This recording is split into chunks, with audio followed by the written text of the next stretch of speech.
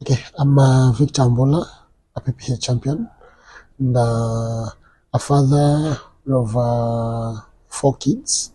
Currently, I lost my wife a while ago due to PPH, and we are struggling and to ensure that this kid that was left behind and the other kids are doing well and are able to live like other kids. Tell us a little bit about your journey, if that's okay with you, about how was it like from the moment you were walking into the labor? Did you go walking or how was that? Okay, it was an elective CS, so we booked a date after having a number of clinic visits. Those are the antenatal visits. So we booked a date of that the CS to be done on 25th of October. That was in 2023. That's how we ended up on that date.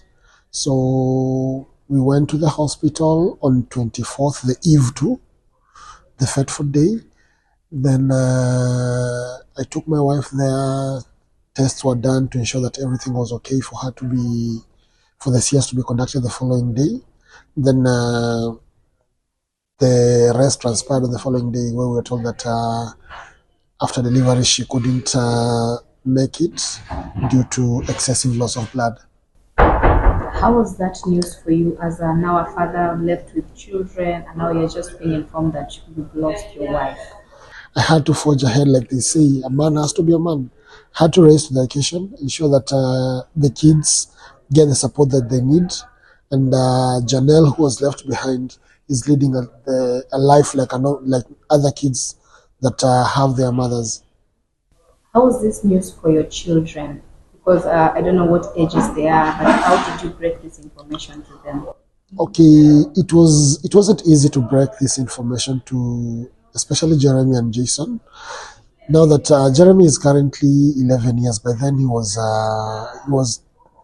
had just turned 10, and Jason was 6 years by then. So it wasn't easy bringing up the information and getting them to know that they will not be seeing their mother. Their mother is no more. But through the help of friends and relatives, there's one relative who chose to take the initiative and inform them about their mother's demise. She's a child professional ECD teacher, so I found it that it would be better and easier for her to relay the information other than me being the one to. How has that journey been for you personally? We know there's the aspect of yes, we've lost the mother. We are. I have to rise to the occasion. But how is that for you, for Baba Janelle, who has also lost her wife? Okay, it's not easy looking at a daily schedule with for a parent. You have to prepare kids for school. You have to ensure that when they go to school, they are as neat as other kids, and they get to eat or feed like other kids the way they're feeding. Being the only parent, waking up at 5, prepare breakfast, ensure that they're dressed for school, ensuring that you leave job early enough to ensure that you help them with the homework, you help them with all that they need before you prepare supper. They eat and take rest for the following day. It's not easy, but I'd say I'm managing. And have you found yourself breaking down at some point, and how have you handled it? Breakdowns have been there quite often, frequent breakdowns, but again, what has really been of help to me, I'm that one guy who speak a lot. So I don't mind sharing my story. I don't mind telling people what happened.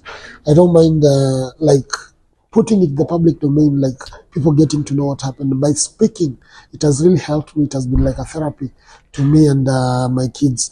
Then again, I happen to be so much into football. So you find that many events that we go with football, I meet men, I meet friends where we can talk, discuss, and different topics, not necessarily PPH and what I'm going through, but through such sessions, it's easier for me to like hold up and be strong for the other day. Is there a support system for men? Let's assume, like you've mentioned, you talk about football and all that. do men have a support system, and are they willing to talk about the things that they're going through, or they just choose to keep them to themselves? Okay, I'd say that's the worst thing about men, because it's not about men, but I'd say that the society doesn't have any mechanisms meant for men. There's no programs, there's no anything designed for men who are going through any other problem, leave alone death or grieving. Men have been set aside to fight for themselves, and this one has made most of men decide to hold on what they have or what they're going through. Because after all, even if I share, there's nobody to come through. So we have programs for widow mothers. We have programs for baby girls who are not going to school. We have programs for providing sanitary towels for the ladies who are on their menses or what. But there's no single program for the boys. Boys have to fight, men have to fight, because that's how the society has taught us. You think that contributes to a lot of men shutting down, especially when they experience griefs like this one? Actually, that's the main reason. That's the main reason. And you find that after choosing to shut down, many end up sink into depression. There are those who end up committing suicide, and just others decide just to totally neglect their families, because there's nothing you can do, there's nobody you can share with, so you end up being alone.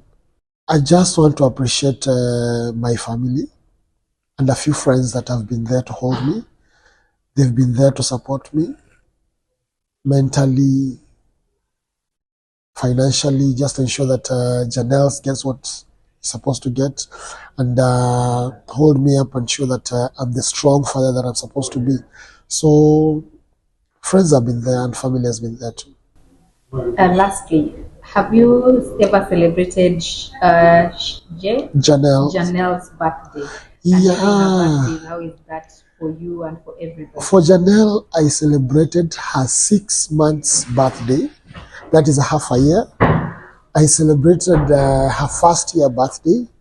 It was bright. People came, people celebrated, and the brothers were so happy. And my friends, family, they turned up, and it was a big thing. I'm looking forward to the second birthday. That is in October 25th. Unfortunately, it's the same day I lost the mother, but I choose to celebrate Janelle, who is here with us. Yeah. Is there anything you'd love to say? Okay, the society at large. Let's find a way to hold up these men. Let's find a way to just be with them. You might not be having much to do, but you just being there, a call a day, just know how they're doing, following up on the kids to know how they're doing. It will go a long way in terms of giving them support. You don't really necessarily have to visit them. If you have time, visit, but just make a call to know how these men are doing. And I'm sure with that, you'll be of great support to them. Talking of families, hold on. You need to hold tight these you brothers who are in such a situation.